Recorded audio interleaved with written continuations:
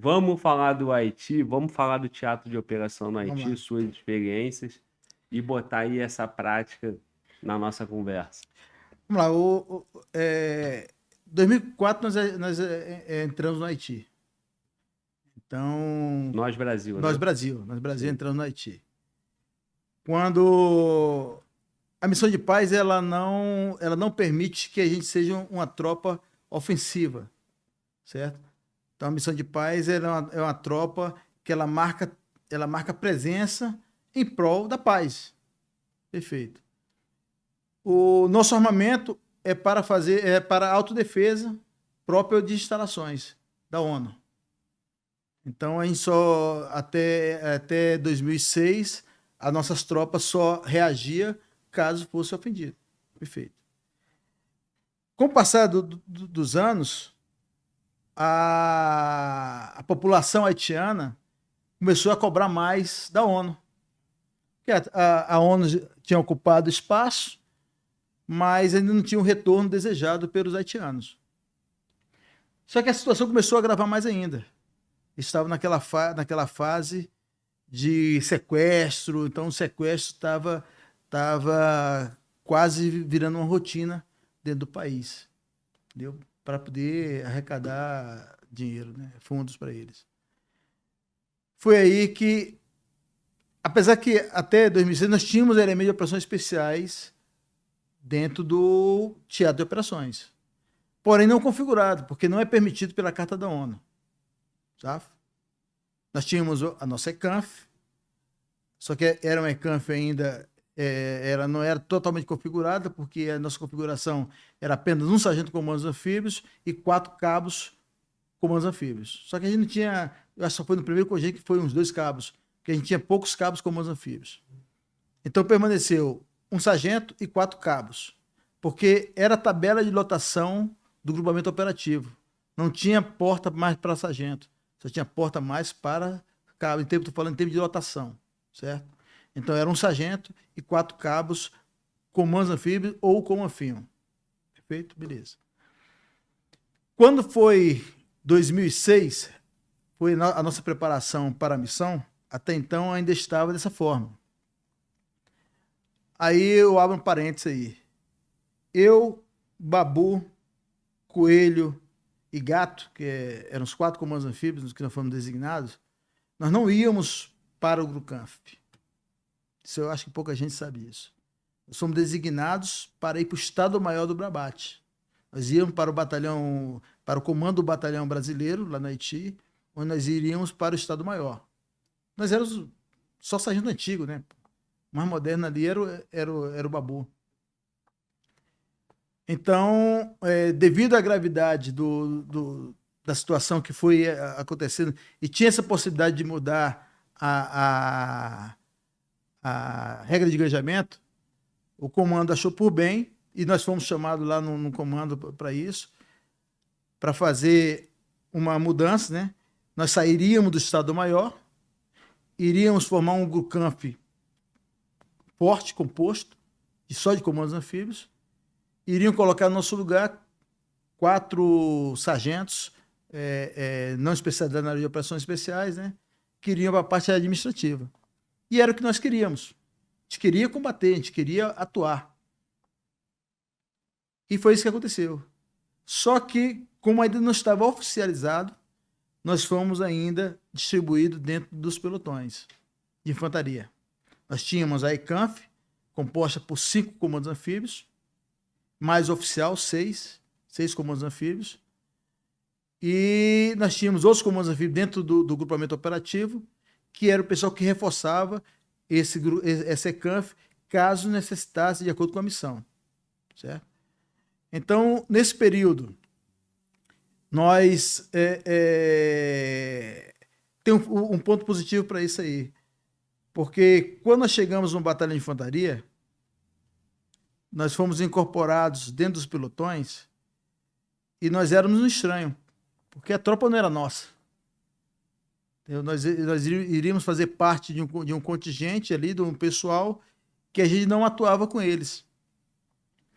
Então, nesse meio tempo aí, nós fomos obrigados, isso foi um fator positivo, a nos adaptar com o pelotão, a interagir com o pelotão, e o pelotão por si só interagir com a gente. Quando tinha missão específica de operações especiais, nós saímos dos comandos dos grupos, que eu era comandante de grupo, o Givanildo também era, o Coelho também. O Coelho era mais antigo, eu acho que era comandante de companhia, não lembro. Nós saímos, não, o Coelho era auxiliar do pelotão. Nós saímos dessas funções e ia configurar a ECANF. Então, nesse tempo aí, a gente passou a fazer, a chegar no Haiti configurado ECANF, porém explodido nos pelotões. Eu fui o último contingente a chegar no Haiti, dia 18 de dezembro de 2006. Aí entra um caso que foi até mencionado aqui em outros podcasts anteriores, o próprio Assombroso comentou, que nós fizemos uma missão de grande vulto no dia 22 de dezembro, uma missão em proveito da missão Peaceful Christian, que é Natal de Paz, não era o nome da missão, né? Natal de Paz, onde uma patrulha nossa foi emboscada, onde até tomaram um blindado do Uruguai, eu acho sobre isso aí, né? Pode falar. O Assombroso comentou. Sim. O que aconteceu? Nesse dia, se não me engano, teve uma pane na viatura blindada do Uruguai e a população tomou de assalto essa viatura. A equipe teve a equipe do blindado teve que se evadir e eles levaram fuzil de precisão, levaram armamento, levaram outras coisas que estavam dentro da viatura blindada. Daí desencadeou uma operação. E dia 20 era meu aniversário, 20 de dezembro. A gente estava comemorando lá na base, no Grucan, foi lá, tinha feito um bolo, aquele negócio todo, tal. Aí daqui a pouco eu sou chamado, eu e o Babu, nós éramos atiradores. Fomos chamados lá no centro de operações, no comando de operações, que é o nosso de combate, que é o nosso COC, centro de operações de combate, para receber as ordens fruto desse ataque que houve a esse blindado. E a nossa missão era buscar, através das nossas lentes, do nosso armamento, o atirador. Só que a gente não podia ir pegar o fuzil e partir para lá, não era assim. Até então as tropas não estavam fazendo patrulha a pé, era só motorizado.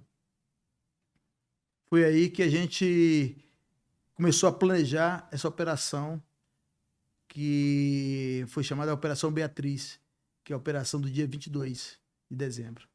Uma operação de grande vulto, uma operação, não vou dizer que foi bonita porque teve baixa, né? Mas operacionalmente para a gente foi significativo. Baixa nossa? Não, teve uma baixa nossa, mas não foi o militar nosso foi atingido com um fuzil, mas pegou no capacete, o capacete amorteceu, perfurou, mas só feriu a cabeça dele, né? Sim. Foi baixa real. Graças a Deus está bem, hoje é suboficial, foi um susto. Aí você imagina a gente na fonia, tocando combate, e a gente escuta assim, baixa real, você olha assim, caraca, pegou. Você não sabe quem é, né? Aí, horas depois, não, o guerreiro já está bem, foi removido para o hospital, está consciente, tá aquilo ali acalmou. Então, essa operação para a gente foi uma operação em que a gente passou a dominar, conhecer mais o terreno.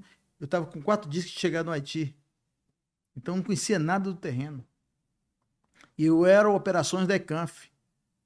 Como eu não conhecia nada, eu não tinha tempo mais para reconhecer, eu entrei em contato com a ECANF anterior, porque eles tinham um estudo daqui dali. Falei assim, nós vamos ocupar essa casa aqui, mostrei a foto.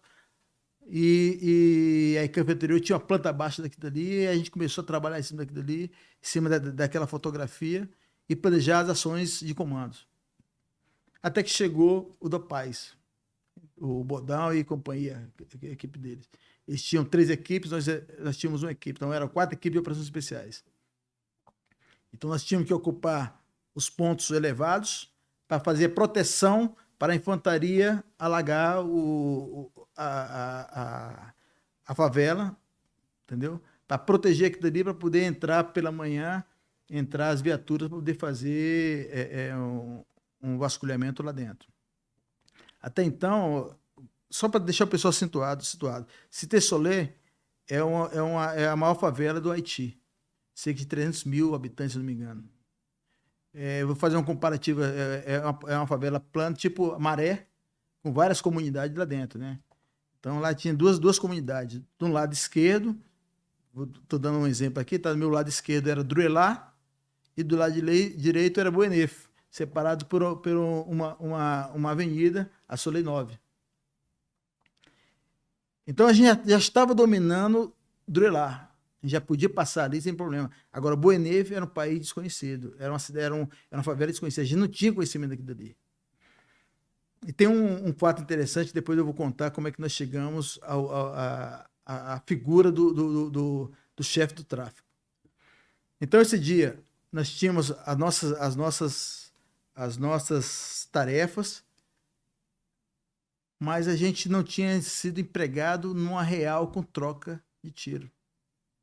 Olha só, nós tínhamos o conhecimento, nós tínhamos a conduta, nós tínhamos a tática, nós tínhamos todo o conhecimento, mas nós não tínhamos ainda para o terreno para colocar tudo em prática. Faltava o contato real em prática. E de uma forma que foi, porque nós estávamos dentro do blindado, como nós éramos eu e o Babu, a gente tinha que ficar dentro, encobertos abaixo, porque a gente estava com armamento longo, né? Quem ficava nas escotilhas era o pessoal de segurança. E quando nós chegamos, nós saímos 3h30 da manhã, partiu o comboio lá para a área de combate. Por volta de 4 horas da manhã, nós invadimos. Aí foi um sanhaço. Porque era tiro para tudo que é lugar. E eu estava dentro do carro, não estava sabendo de que vinha tiro, né? Porque a infantaria só ia entrar quando a gente assumisse as posições e estabelecer segurança para eles, né? Mas até então, quando nós chegamos, a gente não esperava essa reação do pessoal, da bandidagem. Fomos recebidos realmente com rajadas e com tiro pra caramba. Foi que a gente começou a se impor. A gente estava com armamento pesado. A gente começou a usar um AT4, que é um lança-rojão, como o pessoal conhecer. E primeiro para poder abrir brecha, mas ela precisa de uma distância mínima de 25 metros para a granada abrir as aletas e ser acionada, né? E tinha local que a gente não tinha essa distância que a gente queria. E houve algumas negas por conta disso. Outro aprendizado. Nós entramos na instalação que a gente pretendia na força, porque a granada não surtiu efeito, mas conseguimos entrar. E por volta de 4h30, todo mundo assumiu as posições. Isso por baixo de tiro. Depois que a gente assumiu as posições, foi que a gente começou a saber, ter uma noção de onde estavam vindo os tiros, quem eram as possíveis posições de tiro, né? E outra lição aprendida. A minha luneta estava preparada para 300 metros. Eu não tinha noção que a gente ia combater tão perto, né? E naquele sanhaço todo ali e tal, eu só ia atirar com fuzil de precisão quando eu chegasse um alvo em condições, né? Enquanto isso, eu estava com meu fuzil de assalto, atirando normal, para poder ter aquela base de fogo para a tropa até clarear um pouco mais, para poder a gente selecionar alvos, né? Mas em nenhum momento eu pensei em regular a minha luneta, porque eu estava buscando um alvo longo e o nosso alvo estava a 50 metros. Entendeu? Depois foi que, caraca, porra, depois que a adrenalina começou né? Aí eu foi lá e desce regulada. Então, e a gente só consegue isso no combate. Só consegue isso no combate. Foram em média 9, 10 horas de combate. Entendeu? Tivemos essa baixa, graças a Deus, o militar está bem, não foi só mais um susto, mas aconteceu. Foi logo quando vocês infiltravam? Não, foi assim, Assumindo a posição? não, a gente assumiu a posição, a infantaria estava retraída. A infantaria só ia avançar depois que a gente assumisse a posição. Sim. Quando a gente assumiu as posições, estava dando razão, estava dando cobertura para o pessoal, por mais que o tiro estava vindo dentro da favela, a gente estava dando cobertura para o pessoal, foi que a infantaria começou a alagar o terreno. Entendeu? Ou seja, quando clareou, a favela estava dominada. Entendeu? Só que a gente conquistou o terreno para a Minustar, que era o grosso, vinha e fazia a varredura dentro da coisa, porque a missão, ela teoricamente não era nossa de ocupar a coisa, a favela. A missão nossa era dar segurança para os outros países virem e assumir, né? Que não aconteceu nesse dia. Entendeu? Não aconteceu. Mas a gente deu uma resposta. Não aconteceu porque o contato e o fogo foi tão O fogo que não deu, que não dava não surtiu o efeito desejado. Tá. Entendeu? Porque o que aconteceu? Quando as viaturas, se não me engano, era Bolívia, outros países que iam entrar ali com seus blindados, quando a viatura entrou na rua, não lembro o nome da rua, também não foi, ela encontrou obstáculos. Eles fizeram, cavaram o buraco, aquilo ali impediu o avanço das viaturas. Aí teve que retrair, entendeu? E essa informação nós não tínhamos. A gente só foi ver porque era uma favela que a gente não entrava, a gente nunca tinha entrado nessa favela. Era uma favela que, por enquanto, era só dominada por eles, a gente não podia, a gente não entrava. Quando a gente fazia patrulha, a gente passava do lado ali na principal, mas não podia entrar. Então, essa foi uma experiência nossa, real de combate, que daí foi desencadeado outras operações. Nós fizemos 14 operações. Essa foi apenas a primeira. Essa pra gente foi a primeira. Quantas horas você citou? Entre 9 e 10 horas. 9 e 10 horas, isso, né? Porque nós só fomos retrair, era depois de meio dia. E vocês que estavam na posição, as 3 equipes de operações especiais. Do Dopaz e vocês. Isso. Não é isso? Isso. Somente? Não. Só tinha o Brasil ali? Só o Brasil. E no terreno a infantaria já tinha avançado um pouco mais. Com outros países? Não. Com o nosso pessoal Brasil. Tá. Só Brasil. Porque aquela área ali é a área da Marinha. Era a área da Marinha. Entendeu? Quando a operação era nossa, o Exército ele vinha de apoio. Aí só vinha só o Dopaz para apoiar a gente. Entendeu? Quando a missão era na área do Exército, aí nós íamos, nós íamos apoiar, nós ficávamos na reserva do Paz. Entendeu? Ainda, graças a Deus, não foi necessário um apoiar o outro, né?